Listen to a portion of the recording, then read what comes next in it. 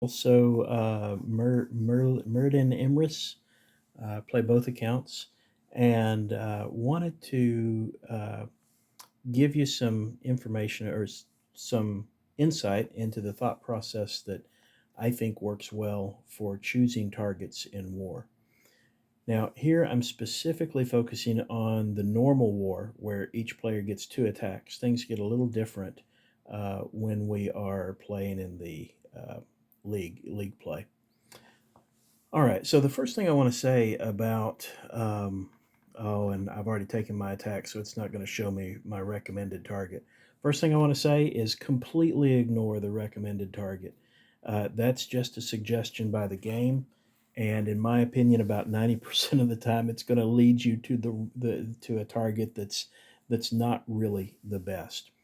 Here's the thing: what we want is to get as many three-star attacks as we can, and these one and two-star attacks they're kind of inevitable at the top of the list because it just gets harder to three-star at the higher levels.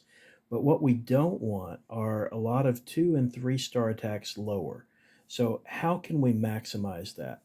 Well, if you think about it, the best candidates to hit the high level uh, clans or high level town halls are our strongest players on our roster.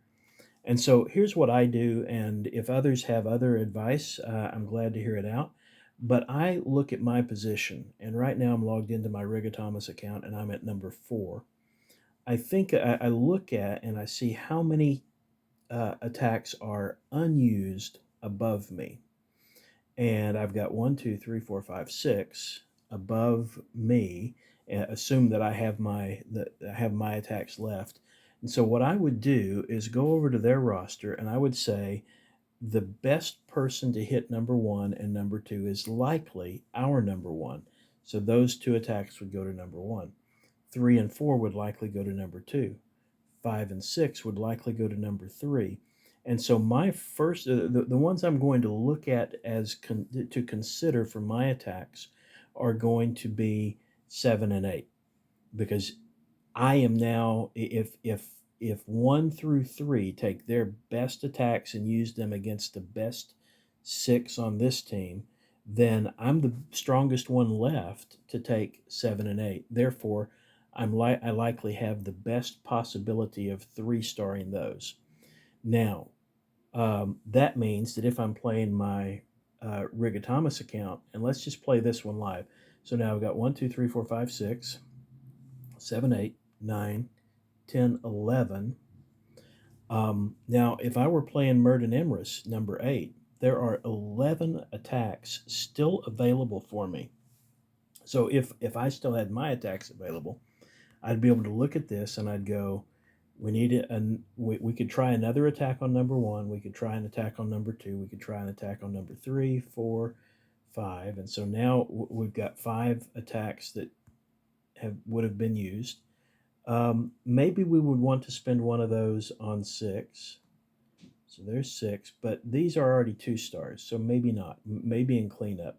Um, and if I count down 11, I'm going way deep in this list. So I could hit 11 or 12, or even I could justify even going all the way down to 14 from my position at number 8, because there are stronger players ready to do the cleanup on all of those above me. Now, in reality, I don't want to do that. If I see a target and I'm confident that I can make a 3-star, I'm going to play up. But it means that I can scroll way down this list looking for a target where I'm sure I can 3-star it. And in fact, that's what I did. There's another twist that I'll explain here in a moment, but that's what I did. I attacked 13 from number 8. I could have gone lower, but 13 was one, when I looked at the details, I thought I can 3-star that. And in fact, I did. So that, and when I looked one notch higher, I looked at that and I thought, well, maybe I could 3-star it, but I'm not confident. I'm not certain. and I was certain on 13, so that was my target. Um, Now, one other thing that I consider, since I have two accounts, and we can do this even if you don't have two accounts, if you want to partner with somebody, um, I look at right now, I've got the two accounts. One is significantly stronger, but I've got an attack that's working well for both of them so that I can reliably two star almost any base from either of those two accounts. So from Rigatomus, I looked at the target. I said 6 and 7, or no, it was 7 and 8. I looked at 7 from Rigatomus uh, account, and I thought, I'm not confident that even Rigatomus could 3 star this one. That's pretty strong layout, pretty strong base.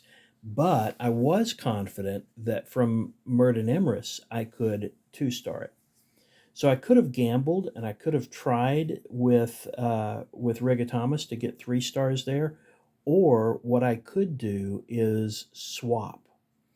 And since I was confident that Murden would be able to take this base with at least 2 stars, um, then I'm not really risking anything there. So I attacked this one with Murden and got 2 stars, and that covered the targets that I kind of feel responsible for, and that freed up an attack that I could use from Rigatomus to go for a 3 star that I knew I could get.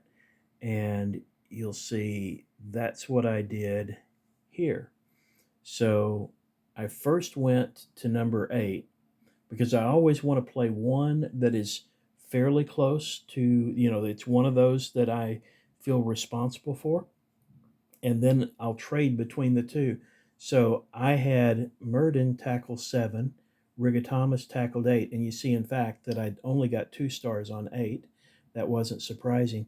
But that covers 7 and 8 that would have been Rigatomus's responsibility. And it saved me an attack. So from Rigatomus, I could go all the way down to 9, which I was sure I could 3 star. And then I still had one attack from Murden Emrys, which I could go all the way down to 13, which I was sure I could 3 star.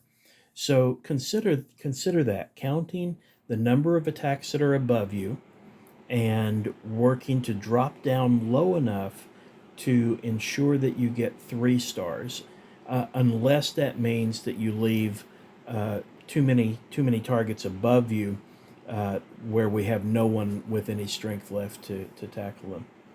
So that's all I've got for now. I just wanted to share that with you, and I'll post this on the Discord channel for discussion.